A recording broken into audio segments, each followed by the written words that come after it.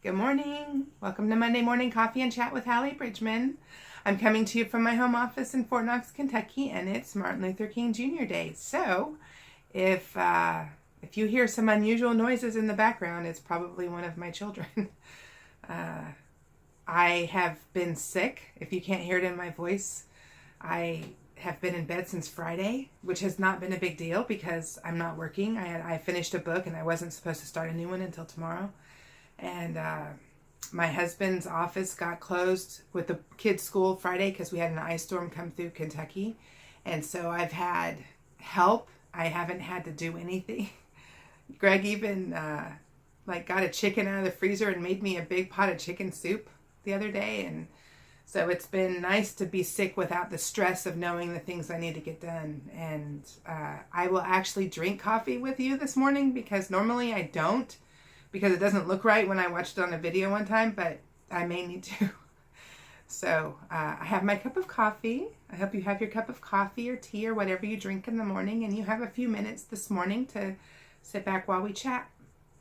So I went through all of the questions that I have received from readers, and about 5 or 6 readers asked the same question. And so I'm going to address that this morning, and it's, do I pray before I write? And my mission statement as an author is this is what I want every book I write, even my cookbooks, to do: uplift fellow believers or minister to seekers in the fallen world. And so my mission statement is to reach people with a word from the Holy Spirit. And I do that through fiction, or I do that through the things that I write in my cookbooks. And so I don't think that it would be possible to do that properly if I didn't pray before I wrote.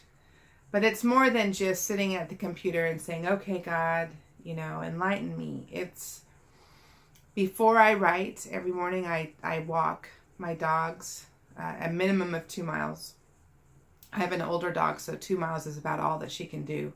And while I walk, I pray out loud for half of the walk, and I pray about my books, and I pray about my ministry, and I pray about my words I'm going to write that day. And it's, for 30 solid minutes is an out loud prayer as I'm walking through Kentucky nature. And then the other half of the walk, I listen to my Bible. I have a Bible on the Word of Promise Bible on MP3. So that's my morning before I come home. And then when I actually get home and finish the things that I do before I start writing, I sit down at my computer, and that's when I pray, God, let my words be the words that you give me and get me out of the way. And I'll tell you that there's times I read what I've written and I don't remember writing that. And I'll also tell you that I worried after I did the Jewel series because it has such a powerful spiritual theme to it. And it really has a powerful spiritual theme about redemption and salvation and forgiveness and all of these elements. And I didn't know. Well, I said to Greg, I don't know if I can do that again. I don't know if I have that in me again. And he was really firm and said, who said, you did it? Which was like, of course. That was the answer to my prayer. God, get me out of the way and let your words be my words, and let me not get in your way. And so that's a very sincere prayer of mine, to let God guide the spiritual theme in my books, and to make sure, because I believe that every idea that I've been given to write a book, that there is at least one person in the world that needs the message that is coming out of it. And it might be that there's 1,000 people in the world that need it, but that's not up to me. But I know that there's at least one.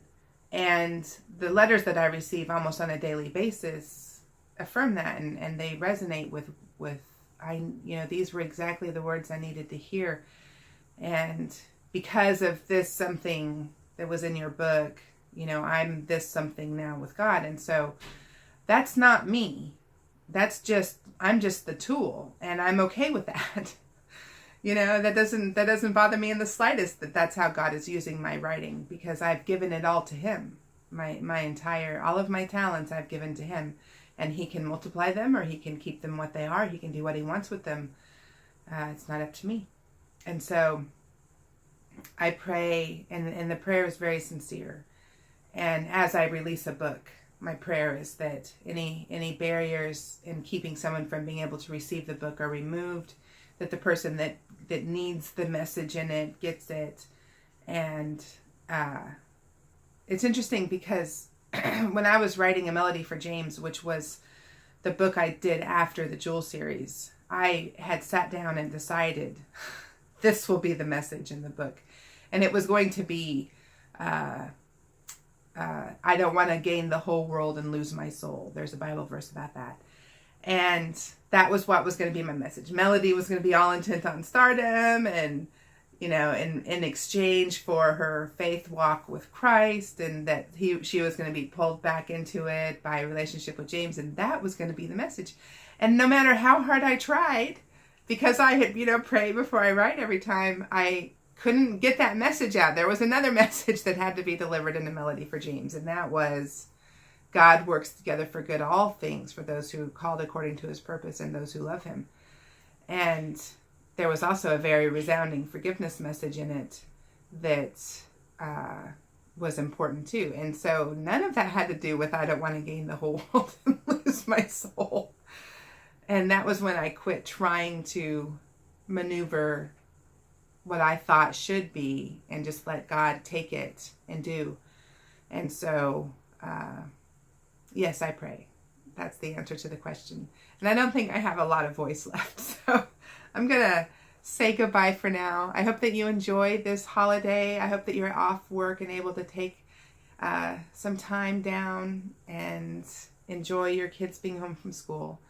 So God bless you and have a great day.